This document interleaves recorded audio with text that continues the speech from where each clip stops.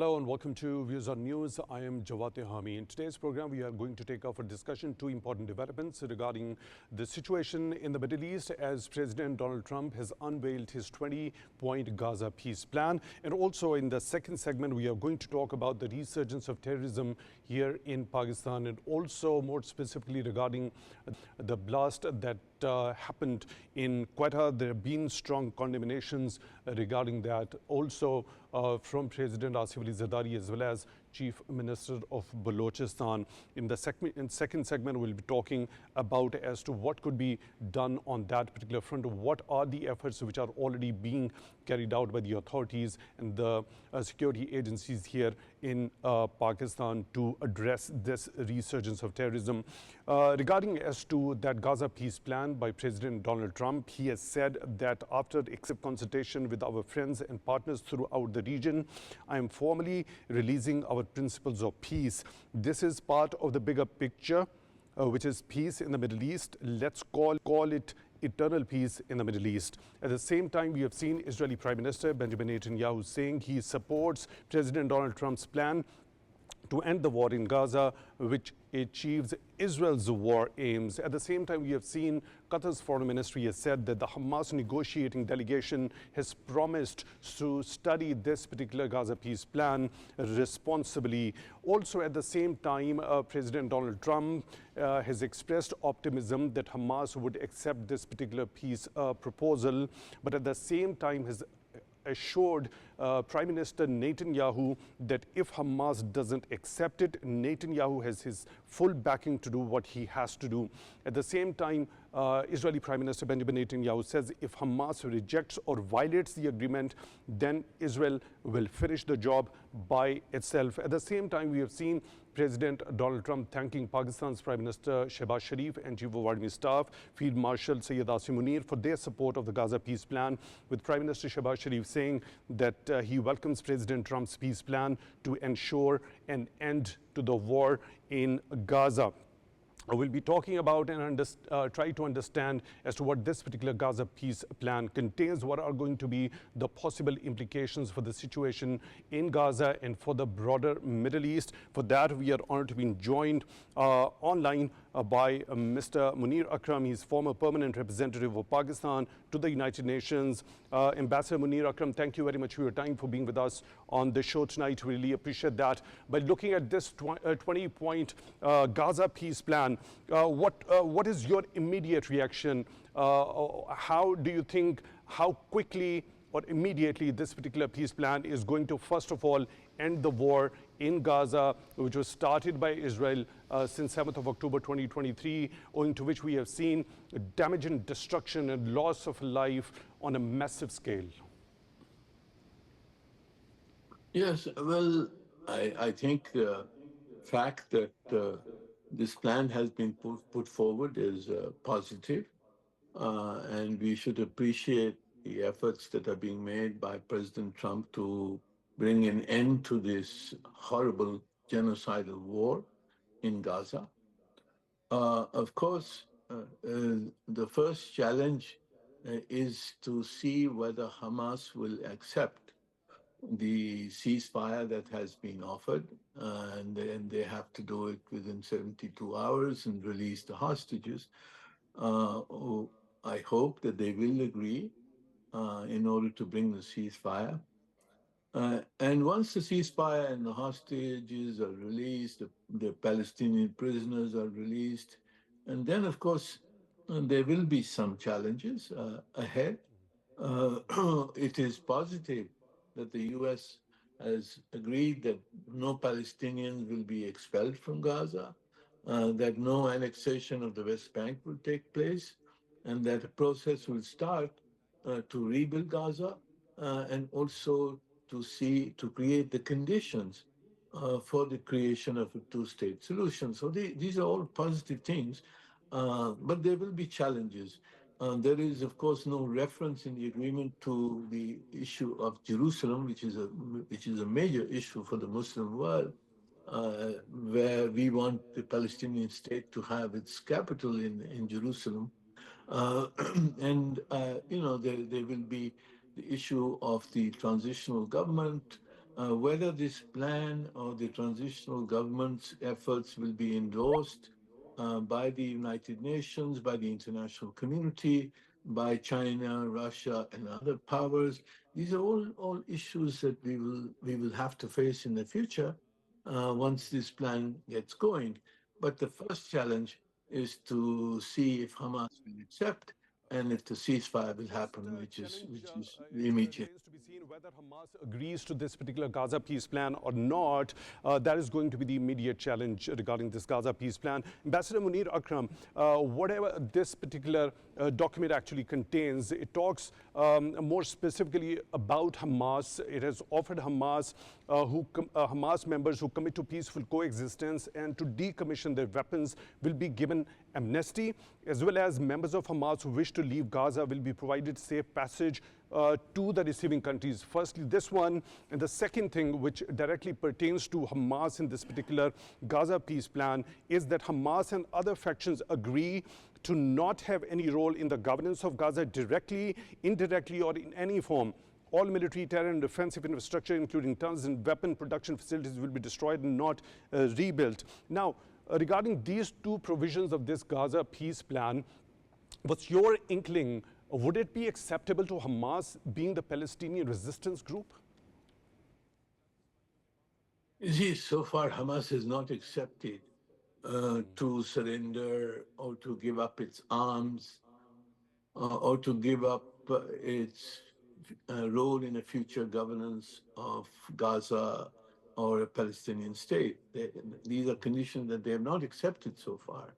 So that is my question, whether this first challenge will be surmounted, whether Hamas can be convinced to accept the ceasefire, accept to give up its arms, accept either the amnesty or to leave the Gaza.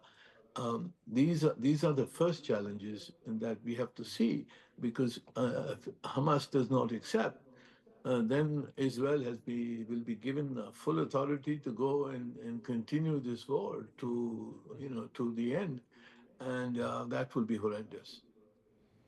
Right, Ambassador Munir Akram, please stay with us. I'll come back to you for further understanding regarding as to what could be the possibility when there is going to be an effort to be for the independent Palestinian state, according to the kind of thing which has been actually mentioned over here in this particular Gaza peace plan.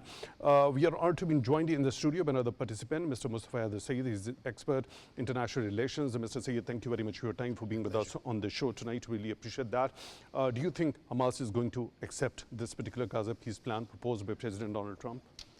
I think firstly on the outset, this is I think a positive development that for the first time a way forward has been given for this crisis and for the genocide in Gaza that was being done by Israel. And it offers perhaps not the ideal way forward, but it's a middle way forward. And it gives a glimpse, a prospective opportunity for peace. And it's the first time that any country has actually been able to swing it. So I think it's a positive development that President Trump has taken the lead on this. As far as Hamas is concerned, I think it's very important to realize and acknowledge that Hamas has support from the Gazans. It's a political party. Yeah. It's an elected popular party. But the Westerners don't consider it that way. Political support with the people's mandate. And they have been voted into power in Gaza, and hence they were governing Gaza as the elected party. So not recognizing Hamas as a political major player there and only seeing it as through the lens of terrorism is a setback for Hamas and a setback for Gazans as well. Because I think it is very important as a way forward for them to elect whoever they deem fit and whoever they wish. So I think that is, there's definitely a tilt and partiality towards Israel there, and we see that they've been cut down to size. But at the same time, I think that Hamas doesn't have many cards as of now, and we've seen that Turkey, Qatar, Pakistan, and Indonesia and other countries, 8 countries have already, 4 hours ago, had already agreed and supported Muslim countries supported President Trump's way forward peace plan. So I think Hamas doesn't have many options at the moment, and I think that Hamas will eventually have to cede because they are based in Turkey and Qatar. Given this, and both countries this are supporting provision as well, that Hamas members who commit to peaceful coexistence to decommission their weapons will be given amnesty. Members of Hamas who wish to leave Gaza will be provided safe passage to receiving countries. At the same time, this proposal talks that Hamas and other factions agree not to have any role in governance of Gaza, directly, indirectly, or in any form. That's the problem. So, I think that's the bone of contention here, Jawad Sahab, that of course, if there is no state terrorism from Israel, I don't think there's any requirement from Hamas to have a military wing, as long as there's no state terrorism, as long as there's that guarantee there. But when you say that they should have no role in governance, I think that is the last nail in the coffin, so to speak, or the straw that will break the camel's back. Because they are elected by the people of Gaza. They are not self-imposed, they are not a dictatorship. They are not there through coercion. They have the support of the popular will of the people of Gaza. So, when this particular peace plan would have been drafted, don't you think they would have considered this particular thing, that Hamas might not accede to this particular provision, that they totally give away their role as far as governance in Gaza is concerned? What has happened is that this has been drawn up and they've told Hamas, take it or leave it. Right. So it's not been through consultation. Right. And that is a deliberate attempt like that, because there's no room. There's one very important point that you've made already, that there's no room for that resistance if that's illegal. Sign on the dotted line or else. So it actually owes to that illegal occupation of Israel, of the Palestinian territories. So otherwise there wouldn't be any question of resistance. They wouldn't need resistance. So that leads us to question the possibility and the viability of an independent Palestinian state. I'll come back to you for that. Mr. Ambassador Munir, Akram, so if Hamas, in case, doesn't agree to this particular Gaza peace plan, what could be the future scenario as far as the Palestinian territories, most particularly the situation in Gaza is concerned, when President Trump has given his full backing to Prime Minister Netanyahu, that he will have a full backing to do what he has to do, Netanyahu at the same time saying that Israel will finish the job by itself? Yeah, so of course, so this plan, as I said, proposes, issues an ultimatum to Hamas. And if Hamas does not agree, the whole thing falls apart, and Israel and Netanyahu has complete freedom to continue the war. So this is the crux of the whole issue, is Hamas, to what extent has Hamas been consulted? It seems to me that there has not been sufficient consultation. So certainly Hamas, I don't think, has agreed so far to lay down its arms and surrender and seek amnesty and not have a role in the governance of Gaza. So I think that's, as I said, that's the main challenge. That's the first challenge to this plan. And we have to see what happens in the next 72 hours. Agreed to this particular thing so far, with Qatar's foreign ministry saying that Hamas negotiating delegation has promised to study it responsibly, and whatever the decision they come up with, and if they don't accede to this particular Gaza peace plan, do we understand more and more misery and the suffering for the innocent people in Gaza as they've been facing since 7th of October 2023? Sure. What will happen is that the blame for the destruction and genocide will be transferred onto Hamas instead of Israel. That will be the result of this if Hamas refuses. So Hamas is in a difficult situation. I believe that it would be smart of them to accept the ceasefire and let the future, determine itself. But, in a conflict, you can't tell one of the parties which has not been defeated, or at least they think they've not been defeated, to surrender. This is what is being asked of Hamas, and let's see what their response is. So, okay, in that sort of a scenario, let's consider that optimism which has been expressed by President Donald Trump, that he says that he gets a feeling that Hamas is going to accept it. This particular document also talks, in that particular case, a guarantee will be provided by the regional partners to ensure that Hamas and the factions comply with their obligations and that New Gaza poses no threat to its neighbors or its people. How do you think that guarantee is going to come from the regional partners if Hamas agrees to this Gaza plan? Yes, that will be an onerous guarantee because, you know, on the one hand, the occupation of Palestinian territory will continue, at least for some time. And there is no provision for a complete withdrawal of Israel from the occupied territories. On the other hand, you're asking that the Palestinians, not only Hamas, but all Palestinians, that there will be no threat to the security of Israel.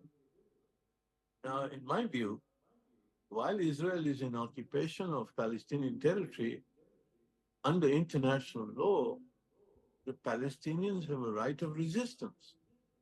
And therefore, to ask the regional powers to give a guarantee that the Palestinians will not resist Israeli occupation, I think is not in conformity with international law. I think there should be a simultaneous thing. You should say, on the one hand, Israel will withdraw from occupied territories, and once it withdraws, there should be then guarantees that the Palestinians will not resort to terrorism or to attacks against Israel. I think that would be a fair equation.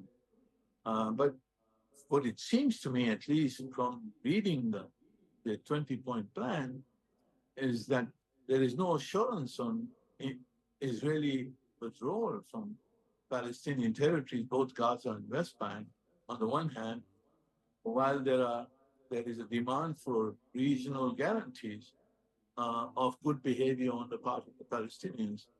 And I think that would be a very dicey thing to guarantee, because if occupation continues, the Palestinian resistance will continue. Right. Let me take this particular point to Mr. Syed. Mr. Ambassador Munir Akram, please stay with us. Mr. Syed, are there going to be any guarantees when it comes to the regional countries? Also, when Ambassador Munir Akram has also alluded to the fact the right to resistance against illegal occupation is the right of the Palestinians under international law. Firstly, I want to say that I'm a big fan of Ambassador Munir Akram, and he's done a great job while he was in office as our special representative to the United Nations. He spoke the truth, and he represented Pakistan's interests very well. Jawad sir, before I answer this question, I think it's very important to see what's missing in this beautiful 20-point agenda. Independent Palestinian state. I don't see that anywhere. I see special economic zones and Four Seasons hotels and a Riviera, but where is an independent Palestinian state and a two-state solution, which has been part of the UN's directions and part of the consensus that has been happening in the international community? I don't see that, and that's missing, and that's very important. I feel that till we do not acknowledge and embrace and support a two-state solution, an independent Palestinian state for the Palestinian people, there will be no sustainable way forward. We'll be just treating the symptoms. I had that very point in my mind. You had that? Great minds think alike. I just wanted to come to you later after that particular question that I've already asked you about the guarantees. There is something that relates to the Palestinian statehood, but not in those categorical or open terms, whether there is going to be an establishment of independent Palestinian state, but rather this document talks about creating conditions for that. We'll touch upon that one later. I just want to add one point to this, because when you're talking about this 20-point peace plan, we see that there's some names that are part of this. And I think that having the Pakistan Army as a peace army there would be a great initiative, potentially, because Pakistan has an excellent track record in US peacekeeping, one of the largest contributors. UN peacekeeping. And our armed forces have done a tremendous job in that and sacrificed lives. But the inclusion of Tony Blair is very conspicuous by its inclusion, because he has had a very notorious role in the war in Iraq. And he was one of the major cheerleaders for the war in Iraq, which led to a lot of destruction and actually led to the emergence of Islamic State in the Middle East, and Iraq is one of the hotbeds of that. After going for that so-called weapons of mass destruction, which were never there, as Condoleezza Rice wrote later in her book. So I think that it has to be a very legitimate body that inspires confidence from Gazans, number one. They are the number one stakeholder, and from the international community. So I think we need to... This is a very important point that you have mentioned. Let me take this particular point to Mr. Ambassador Munir Akram also. Excellency, what's your understanding when this Board of Peace, that international supervising body, is going to be overseeing the committee, the local committee from there in the Palestinian territories? It is of course going to be chaired by President Donald Trump himself. What about the inclusion of former Prime Minister Tony Blair in that? Yes, I've heard also about Mr. Tony Blair being a member of this committee. I feel it's atrocious to include somebody who actually instigated and endorsed and apologized for the invasion of Iraq without international sanctions. But I think beyond that, there is a question about this committee. It will be a unilateral committee constituted by the United States. Yes, in consultation with the regional countries, but it will be constituted by the United States. I think until and unless there is an endorsement of such a committee and of the International Protection Force, which is foreseen, unless there is an endorsement by the United Nations, there is a insufficient legitimacy in the constitution of such bodies to administer occupied Gaza and the rest of Palestine. I think it would be much better if whatever committee is formed, whatever task force is formed, whatever protection force is formed, if this has the endorsement of the United Nations, either the Security Council or the General Assembly, that will give it legitimacy in the international community and will enable and ease the participation of countries like Pakistan in any protection force or any committee. Because without that endorsement, these are unilateral initiatives that will do not have sufficient legitimacy, in my opinion.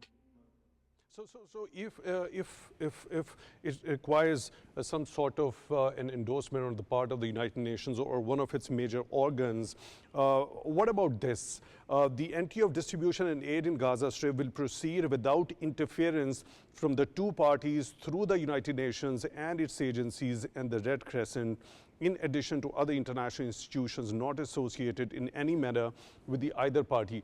What sort of sense do we make of this particular provision?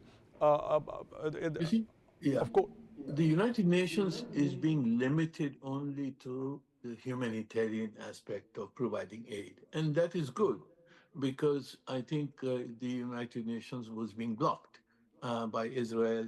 And I think the fact that the United Nations role has been accepted is a positive thing in this agreement.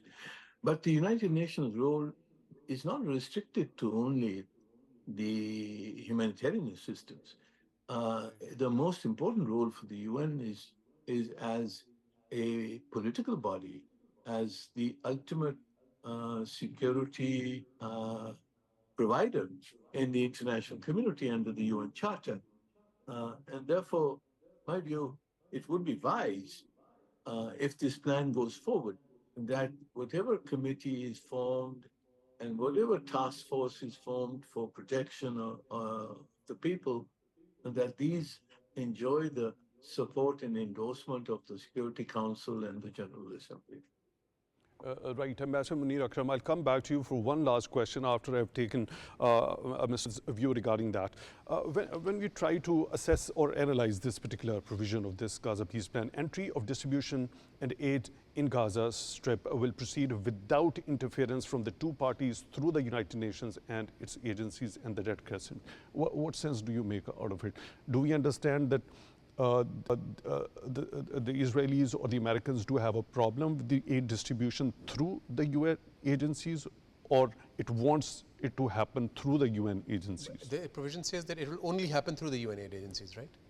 Without interference from the two parties through the United Nations and its agencies. Yeah. I think that's a good point, because the two parties I believe they're referring to is the two warring parties, right, which are Israel and Hamas.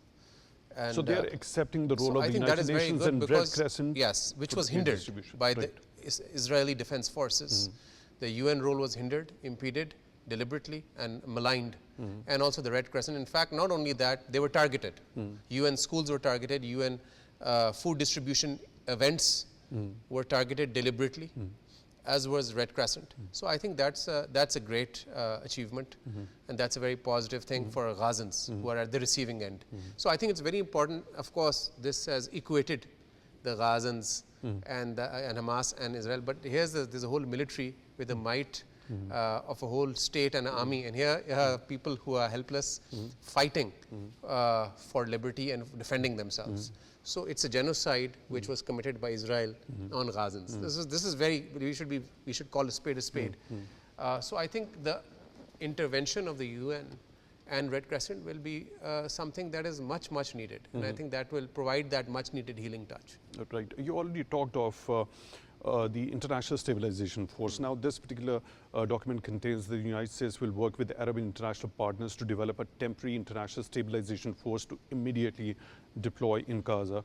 It will train and provide support to vetted Palestinian police forces in Gaza and would consult with Jordan and Egypt, who have extensive experience in this field. This force will be the long-term internal security solution. The ISF will work with Israel and Egypt to help secure border areas along with newly trained Palestinian police forces. It is critical to prevent munitions from entering Gaza and to facilitate the rapid and secure flows of goods to rebuild and revitalize area. A deconfliction mechanism will be agreed upon by the parties. How do you analyze this particular? Look, the only Arab country which has a semblance of a strong army is Egypt. Right. Right. The rest of the Arab countries have very weak and fragmented militaries, which is why even in the Qatar FIFA World Cup, Pakistan military was supporting and providing the security.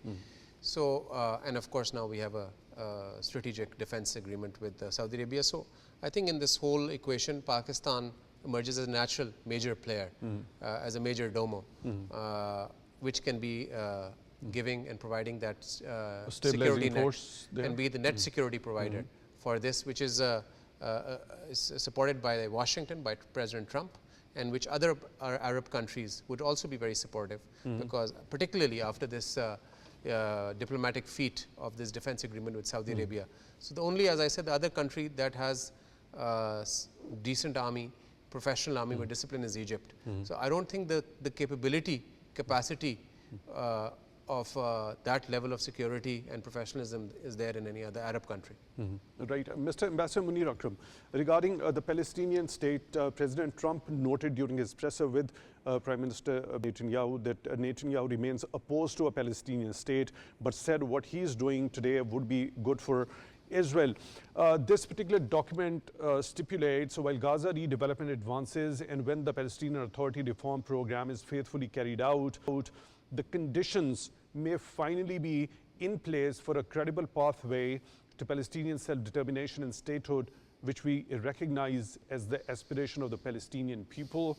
The United States will establish a dialogue between Israel and the Palestinians to agree on a political horizon for peaceful and prosperous coexistence.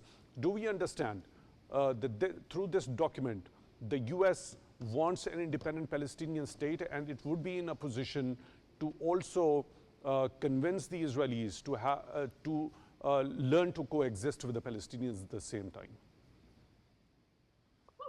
You see that reference to the Palestinian state is surrounded by conditionalities. in the excerpts which you just read out. Conditionalities that first is peace, then there is reform of the Palestinian Authority. We don't know what kind of reform they want. And then the conditions will be set. And the recognition of the Palestinian state is only stated as an aspiration of the Palestinian people. It is, in fact, an endorsement by the international community. The whole international community has recognized that there has to be a two-state solution and that there has to be a Palestinian state. And this was just reiterated at the General Assembly by the vast majority of member states of the United Nations. There has to be a Palestinian state. This document only speaks of a Palestinian state as an aspiration of the Palestinian people. It's an advance on the American position, but it is a digression from the international position, as you can see.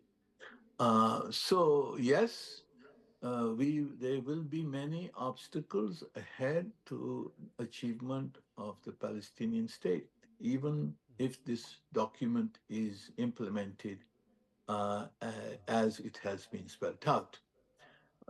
But of course, this is, as I said, this is a development in the Trump administration's position. The previous administrations have accepted that there will be a Palestinian state. The international community has accepted there will be a Palestinian state. The Palestinians are insisting that there has to be a Palestinian state. The Arab and Muslim countries have insisted that there has to be a Palestinian state. So I think we have accepted now in this plan, there are conditionalities which will have to be fulfilled. But if that's the best we can get, we will have to live with it. But it is not a recognition that we should welcome. Right, Mr. Ambassador Munir Akram, former permanent representative of Pakistan to the United Nations, thank you very much for taking time out for Views on News tonight. Really appreciate that. Mr. Syed, what's your understanding regarding this particular provision of this document, the aspiration, the Palestinian self-determination and statehood, which we recognize as the aspiration of the Palestinian people, this document says. So do we understand that there is going to be the point that you already mentioned, but this particular document talks about the statehood, the right to self-determination of the Palestinian people. What's your understanding? I feel that there is it sufficient? I'm not satisfied by it, because it should be unequivocally stated, and that is the fundamental. That is the fundamental point in the whole document, in the whole idea, in the spirit of stopping and rapprochement in this conflict is this. The idea and realization of an independent Palestinian state, which is part of a two-state solution. And I think that has slightly been brushed under the carpet deliberately because of Israel's aggressive and successful diplomacy. And I think that needs to be pushed back in, and it has to be on the agenda and it has to be on top of the list. And I think that if the countries that are stakeholders in this, including but not limited to the Islamic Republic of Pakistan, assert this very point, I think there's no reason why it can't be back on top of the list. Right. The next part of it, at the very end of this particular document, also talks that the U.S. will establish a dialogue between Israel and the Palestinians to agree on a political horizon for a peaceful and prosperous coexistence. What do we understand from that? That again negates the idea of a Palestinian state, right? Because does it? I mean, when it is the coexistence, of course. Coexistence is, of course, try great. to see it through the lens of international relations. Of course, it's going to be a relationship between the two states who are going to coexist. Am I not correct in understanding that? I think that's open to interpretation. I think that's open to interpretation, and I think it has to be in fine print. These sort of very important points. We can't leave any wiggle room for ambiguity, right? And we know that Netanyahu has time and again, and even yesterday, said that there will be no Palestinian state. Even right before meeting Trump, he said there will be no Palestinian state. So that is what that for the terrorist state of Israel and the party of Netanyahu is premised its future election on, that we didn't make, we made sure that there's no Palestinian state. This is what the ultra right wing, the RSS of Israel wants and is proclaiming, and this will be their electoral victory as well within Israel, that look, we succeeded in making sure there's no Palestinian state. So his domestic politics is also resting on this, very important point. But Pakistan has a lot of influence right now. We should not underestimate ourselves. Under the leadership of Field Marshal Sayyid Munir, the Prime Minister, I think we've had a great past half a year of diplomatic feats. And I think we should leverage that, what we are doing right now. The Prime Minister has also said he has welcomed this particular plan and also said that I also strongly believe that the implementation of the two-state proposal is essential to ensure lasting peace in the region. Exactly. So that is the, I think that is the main point. I think that is the crux of the matter. And I think this is definitely a first draft, Jawad Sahab, which has just been agreed. And there are so many other parties to this. So I think that overall, we have done the right thing by supporting it. I think President Trump has pulled off a mini coup. By no one in the history of this conflict has been able to move forward and make Israel agree to something like this. But I think this last point, or the most important point, needs to be accentuated and very, very clearly defined. Okay, one last quick question. I want your very quick answer regarding that. Is there any possibility that Iran would become the member of the Abraham Accords? This particular presser, during that, President Trump said that maybe Iran can even get in there in relation to the Abraham Accords. I long ago said that Iran would be a member of the Accords. This is the closest we have ever come to real peace. Is there any possibility that Iran could become a member of Abraham Accords? I think that Iran is willing to play ball, and I think that Pakistan has played a very important role in negotiating between Washington and Tehran and bringing Iran to the table. So I think that Iran is definitely open and flexible to engage with Washington and have a more flexible foreign policy. Whether or not they can join the Abraham Accords is open to speculation, but I do see that this Iran regime is willing to engage and depart from the past and be part of the, not be a pariah anymore. So, I mean, what would it take for the Iranians if they consider this particular option of becoming the member of this particular I think accord? that their core interest right now, Jawad Sahab, is the sanctions that have been thrust upon them, and they've been fighting and trying to stay alive and have oxygen, economic oxygen for the past 2 decades. There have been sanctions over them. They are unable to have regular commerce with any country through any banking channel. So I think that is the core interest for them. And after that, it is peaceful nuclear energy. These are 2 core interests of Iran. And I think if these 2 core interests are catered to, I think Iran will be willing to give some leverage and engage and also give in to some of the demands of Washington. Right, regarding the one thing that you already mentioned in your earlier take regarding as to the economic plan regarding the situation in the Palestinian territories, more particularly when we talk about re-energizing Gaza is concerned. We had that glimpse of how President Trump wanted to convert this particular enclave into the Riviera of the Middle East. And now a Trump economic plan to rebuild and energize Gaza will be created by convening a panel of experts who have helped birth some of the thriving modern miracle cities in the Middle East. This provision also talks about many thoughtful investment proposals and exciting development ideas have been crafted by well-meaning international groups and would be considered to synthesize the security and governance frameworks to attract and facilitate these investments that will create jobs, opportunity, and hope for future Gaza. I think is it great on paper. Is it a precursor to that Riviera in the Middle East? But I think that there's no harm in making it a Riviera as long as it's the development is Gazans led. The Gazans, the people of Gaza, the people of Gaza who have suffered Karbala like atrocities for this past year now. This development has to be led by Gazans. They have to be at the center of it. they have to have the ownership of it. So that is whether they make a Rivera, whether they make, you know, special economic zones or whatever else. As long as Gazans are at the center of it, and it's the initiative is led by Gazans, they should be in the decision making of it as well. I think that should be okay. Okay, Mr. Sayyed, there has been a resurgence of terrorism in Pakistan, especially post Kabul's takeover by the Afghan Taliban back in 2021. We just most recently seen the 4th anniversary of that Kabul takeover.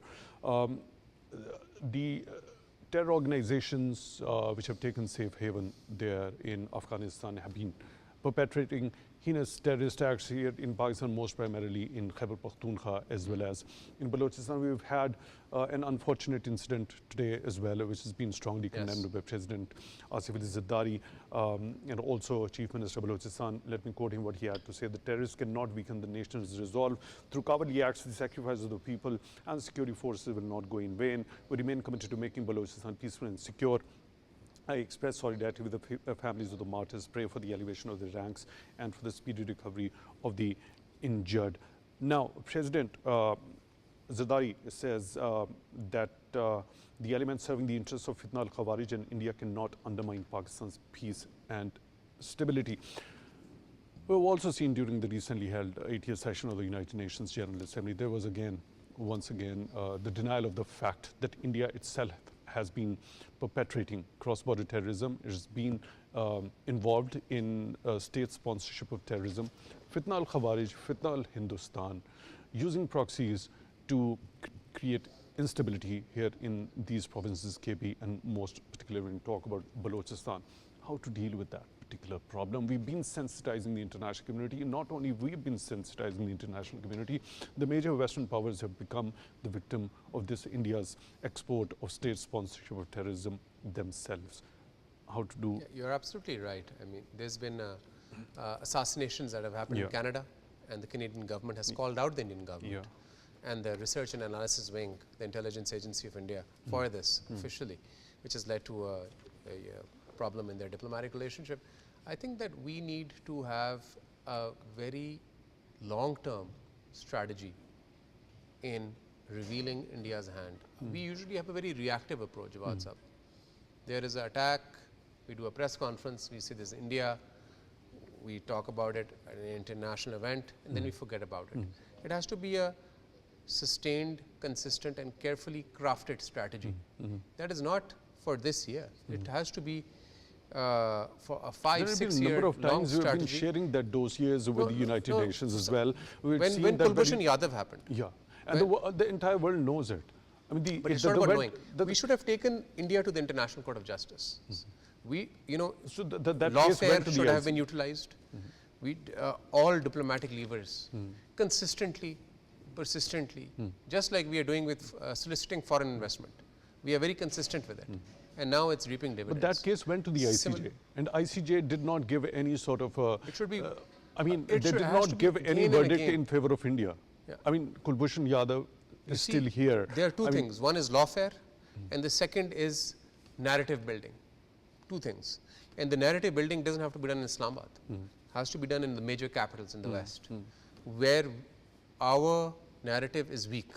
In DC, where all think tanks are mostly influenced by Indians, not Pakistanis. This is where it has to be done.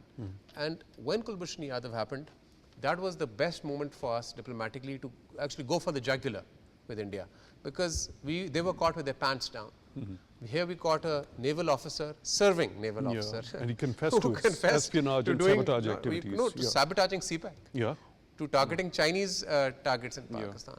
So it was not only against Pakistan, but it was actually also against our neighbor and very close brotherly country, China. So this was international terrorism of regional international terrorism, not only against Pakistan. So I think that we need to work on that, and we need to up the ante on that, Jawad Sahab. We are honored to be joined by another participant, Brigadier retired Rashid Wali Janjua. He's a senior joining us through the video link. Brigadier Janjua, thank you very much for being with us on the show tonight. Really appreciate that. Now, an unfortunate incident, once again, a terrorist attack carried out in Quetta, of course, strongly condemned by President, Chief Minister Balochistan. Also, We've had the understanding of Mr. Mustafa regarding as to what we need to do as far as our responsibility in not only sensitizing the international community is concerned regarding as to India's hands in perpetrating these heinous acts of terrorism here in Pakistan by supporting these terrorist outfits which are basically based in Afghanistan. What else is required? We've been sharing the dossiers with the international community. The major Western powers have been directly hit by Indian nefarious designs through assassinations and assassination attempts as well.